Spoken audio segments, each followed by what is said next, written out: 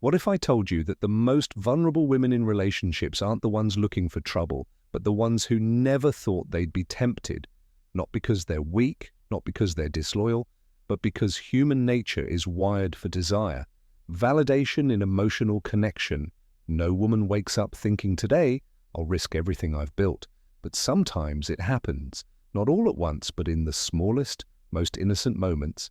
A shared laugh, a lingering glance, a message that makes her heart race, and suddenly she's standing at the edge of a line she never thought she'd cross. So why does this happen?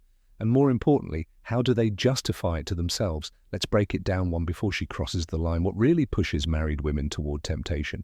Great marriage is a partnership without partnership. There can be no great marriage. Helen Mirren. A strong marriage is built to withstand time, challenges, and even temptation. Yet even the most loyal women sometimes find themselves drawn to attention outside their marriage. And the biggest misconception, thinking they're actively looking for an escape. The truth is, they're often searching for something they've lost along the way, because here's what no one talks about. Marriage can be lonely. Women are wired for emotional intimacy, not just physical presence. In the beginning, love feels effortless. The deep conversations, the excitement, the feeling of being truly seen. But over time, routine takes over. The passionate conversations become logistical ones.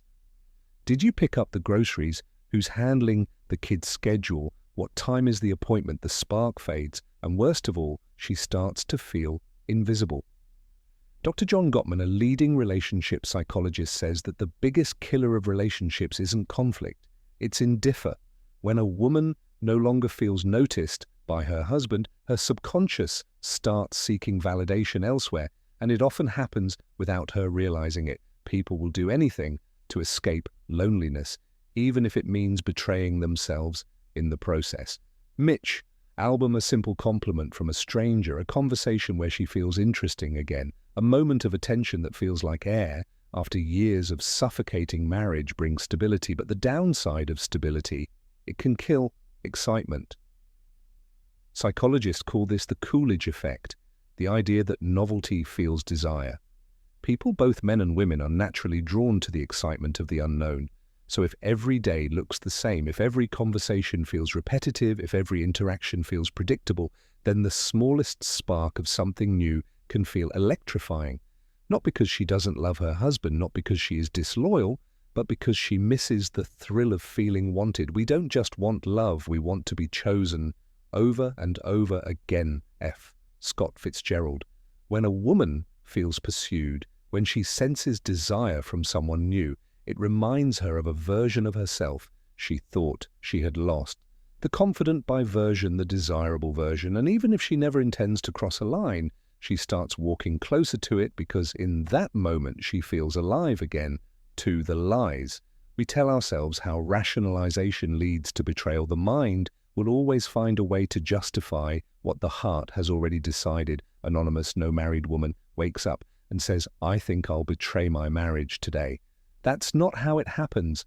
It's a slow, gradual process, and every step along the way is rationalized long before any real damage is done, because the truth is guilt is heavy, and if the mind can find a way to justify an action, guilt disappears.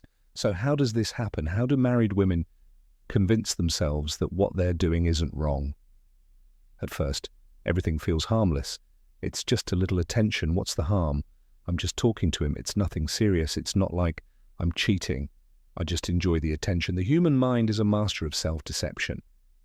Psychologists call this cognitive dissonance, the uncomfortable tension we feel when our actions don't align with our values, and when that tension becomes unbearable. We bend reality to protect ourselves. The easiest person to fool is yourself, Richard Feynman. So she starts shifting the blame. If my husband paid more attention to me, I wouldn't even need this.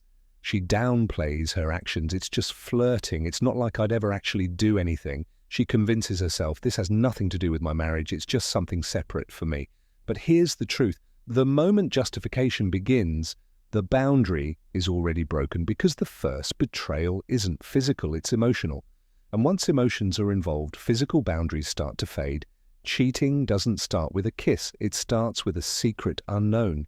And once that secrecy begins, there's no turning back. 3. The point of no return. When it's too late, to undo the damage. Habits are too weak to be felt until they are too strong to be broken. Samuel Johnson, every story has a breaking point. The moment where there's no more just talking, no more harmless flirting, no more excuses at this stage. Her emotional attachment to another man feels more real than her marriage. And once she believes that nothing will ever be the same again, she no longer sees her husband as her primary emotional connection. The real passion, the real excitement, it's happening elsewhere. And once that shift happens, there are only two ways this ends. She either gets caught or she walks away, convinced that what she's found is more real than what she left behind. So why are some married women the easiest prey? Because they aren't looking to cheat, they are looking to feel something they lost. And once they find it, walking away feels impossible, not because they don't love their husbands, but because they believe that what they found is something they will never get back at home. And once that belief takes root, the damage is done. So what's the solution? If you truly want to protect what you've built, you must see the warning signs before they become irreversible. The question is, will you notice them in time? This is Stoic Thinkers. Until next time, take care, make sure to like, share, and comment. See you in the next video.